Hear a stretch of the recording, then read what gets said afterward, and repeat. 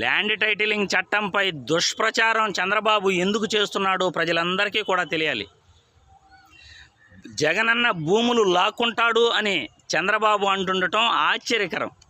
జగనన్న భూములు ఇచ్చేవాడే కానీ లాక్కునే వ్యక్తి కాదు అనేది ప్రజలందరికీ తెలుసు. ఎందుకంటే 33 లక్షల పేదవాళ్ళకి ఇళ్ల పట్టాలు ఇవ్వటం జరిగింది, రిజిస్ట్రేషన్ కూడా చేయించడం జరిగింది.